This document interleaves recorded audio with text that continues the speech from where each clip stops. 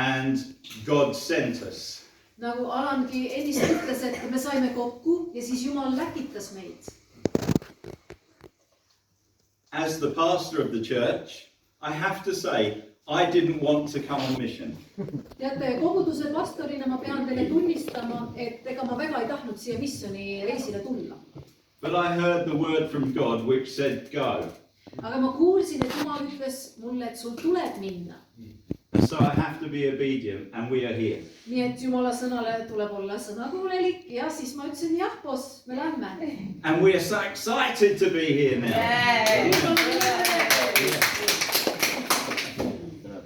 But it hasn't been an easy time to get everybody here. Aga teate, see pole olnud väga lihtne, et igaühte siia kaasa meiega saada. We started planning last October. Me hakkasime seda reisi planeerima juba siis eelmise aasta oktoobrikuust. And we started to get the team together 5 months ago. Nii et see meeskond nagu 5 kuud tagasi hakkas niimoodi vormuma. And then we found we needed to do the Freedom in Christ course. Ja siis me avastasime, et tegelikult nende inimeste jaoks oleks väga kasulik Vabadus Kristuses kursus kõigepealt läbi viia. So we did it. Tegime ka selle ära. We ticked it off our list. Nii et saime ühe rohelise linnukese ilusti kirja. But then something else comes along and obstacles start to get in the way. Ja siis asjad, takistused hakkavad juhtuma. And it became difficult. Ja teate, päris raske oli vahepeal. But we have to keep on going with God. We have to be a persevering people. Aga Jumalaga on niimoodi, et tuleb alati ikkagi edasi minna, lihtsalt vastu pidada ja liikuda edasi. And the words of the song that we sang earlier, Ja need laulu sõnad, mis me just laulsime, they really mean a lot to me. need on mulle isiklikult väga tähenduslikud. It says, all my life you have been faithful. Need ütlevad nõnda, et kogu elu oled sa olnud mulle ustav. All my life he has been good to me. Ta on hea olnud minu vastu kogu mu elu. And with every breath that I'm able, Ja iga oma hingetõmbega I will sing and tell of the goodness of God. ma laulan ja ma kuulutan Jumala headusest.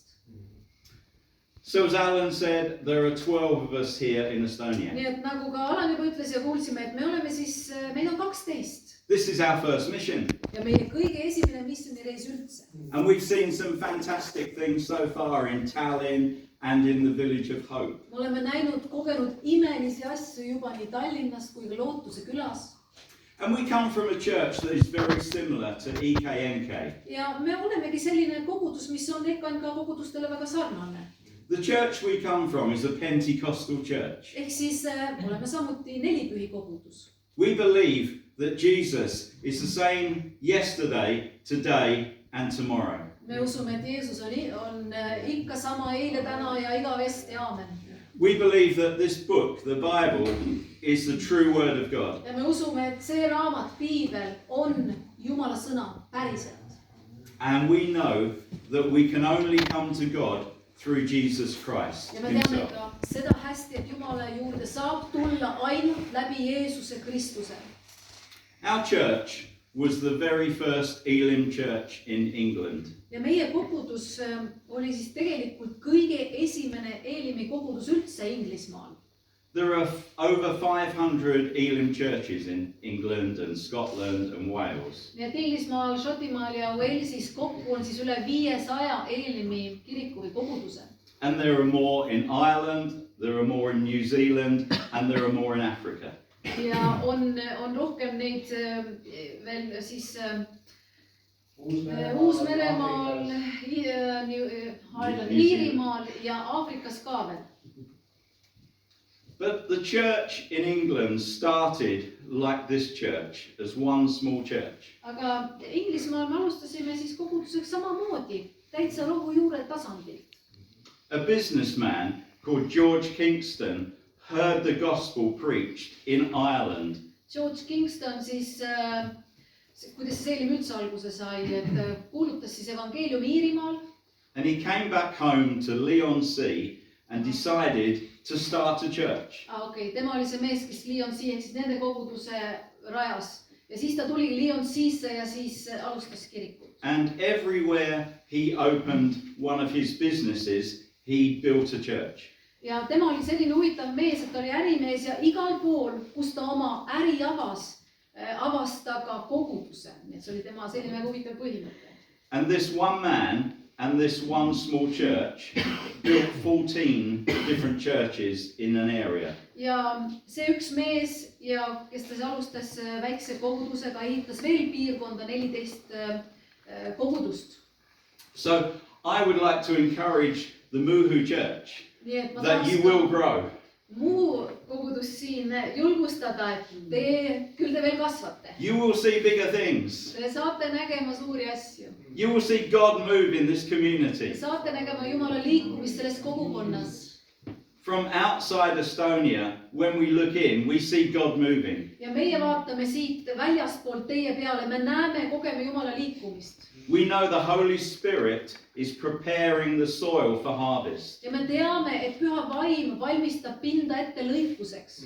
Sometimes when you're in the situation and in the country, you don't see it. Vahel on nii, et kui sa ise oled nagu situatsiooni sees, siis sa nagu ei näe seda tegelikkust. But I see it. Aga mina väljaspoolt, meie väljaspoolt vaadatuna näeme seda. God is going to do something fantastic here. Yes? Amen. Amen. Jumal on tegemas, Let's Estonias osana. Jumal on tegemas midagi ägedat selles paigas, on jah? Ja amen. But sometimes life can be messy. Aga elu võib olla teinekord väga segane, ütleme nii. People want everything now. Inimestele me tahame saada kohe kõiki ja praegu just ja nüüd, on ju nii? People are greedy and they want money and they want possessions. Inimesed on loomu poolest ahned ja nad tahavad raha ja omandit. We suffer from illnesses, we suffer from mental health issues, we suffer from depression. Ja ka kannatused ei ole meile võõrad, depressioon või haigused, muud vigadused. And we're always searching for an answer. We're always searching for a solution. Ja me nagu kogu aeg oleme selles olukorras, kus me nagu otsime seda vastuseid ja lahendusi. Maybe some people in this room tonight would be dead or in prison or seriously ill if not for Jesus. Aga võib-olla mõni ja kindlasti mõni inimene siin ruumis oleks täna kas siis vangis või väga haige või kes teab, kus halvas paigas, kui Jeesus ei oleks teda välja sikutanud. But God makes a difference in people's lives. Aga Jumal on see, kes toob inimeste eludes esile erinevuse, muutuse. God transforms people's lives. Jumal on see, kes muudab inimeste elusid. And I'd like to ask John to come up and say how his life was transformed.